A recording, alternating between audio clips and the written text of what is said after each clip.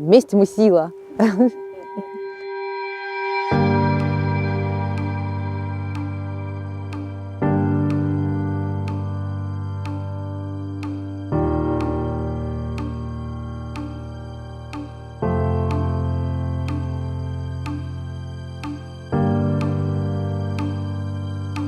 Привет, друзья!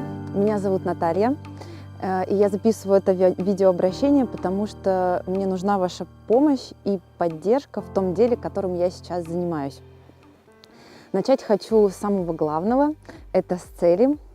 Моя цель – сделать так, чтобы максимальное количество детей умели защищать свои личные границы, знали, как вести себя в ситуациях, где есть психологическое давление, умели с достоинством выходить из конфликтных ситуаций, знали, как быть лидером по жизни и различали манипуляции в свой адрес и умели им противостоять.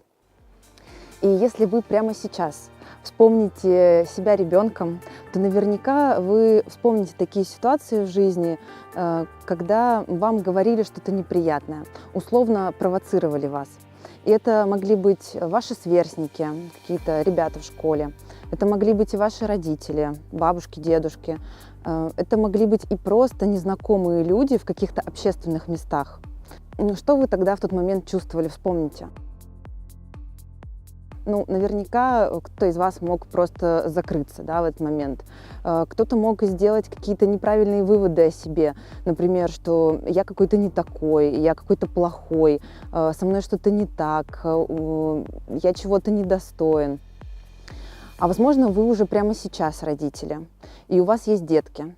И если вы вспомните, возможно, у вас тоже были такие ситуации, когда вы говорили что-то своему ребенку, или хотели какого-то поведения от ребенка своего добиться, а он в ответ вам обижался, устраивал какие-то истерики, либо делал все диаметрально противоположное вашим словам. Почему так происходит? Потому что дети не знают, как вести себя в конфликтных ситуациях. Они не знают, как отвечать на провокации, как спокойно, как уверенно просто обосновать свою позицию. И что самое важное, вот это незнание, оно может переноситься и на взрослую жизнь. То есть у людей не формируются стратегии поведения в конфликтных ситуациях. И к чему это приводит? Это приводит к тому, что в семьях люди не знают, как договариваться. Это приводит к тому, что какие-то конфликты на работе точно так же люди обижаются, либо делают назло начальнику. И что самое глобальное, что касается каждого из нас, это наше общение в обществе между друг другом.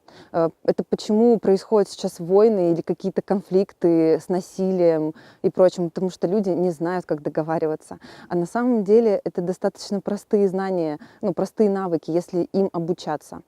И вот моя цель это сделать так, чтобы дети этому обучались. Что я для этого делаю? Я организую живые мероприятия, на которых прекрасные тренера дают эти навыки буквально за один день обучения.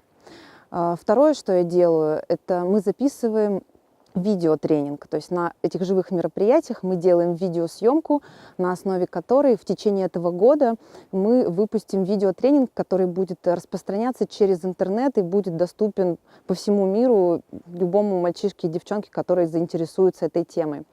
Я делаю это для того, чтобы обеспечить этим знаниям максимальный охват и чтобы дети могли дистанционно обучаться из любой точки планеты. Было очень интересно. То есть, правда, мне родители много рассказывали про это, и было интересно услышать это от другого человека, который тоже это говорит, и это было необычно для меня, вот прям очень.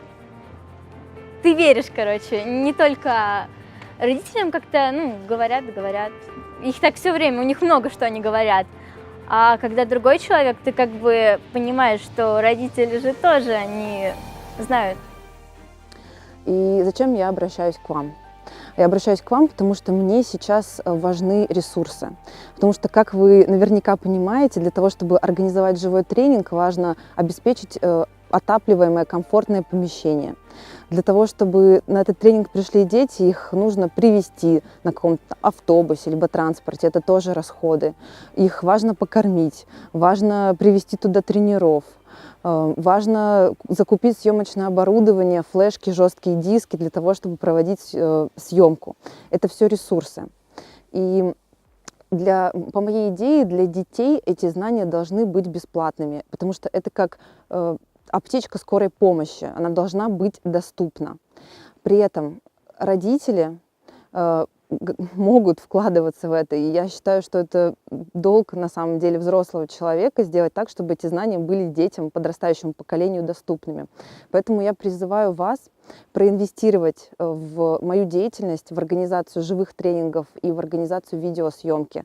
Вы можете проинвестировать это как из своего личного бюджета, так и если вы владелец бизнеса, то вы можете сделать это как социальную ответственность вашего бизнеса. Вы можете прийти к своему начальнику на работе и сказать: дружище, я хочу поддержать вот этот проект, давай это сделаем, это реально важно. И если вам, так же как и мне, важно будущее наших детей, если вы хотите жить в мире, в котором будет больше спокойствия, больше гармонии и счастья, то давайте объединять наши ресурсы и давайте делать этот мир лучше. Я позаботилась о том, чтобы вам было удобно проинвестировать в мой проект. Поэтому, пожалуйста, свяжитесь со мной. Свои координаты я оставлю под видео. Свяжитесь со мной, и мы вместе с вами определим, каким способом вам будет наиболее удобно проинвестировать в мой проект. Благодарю вас за внимание, за интерес и за поддержку.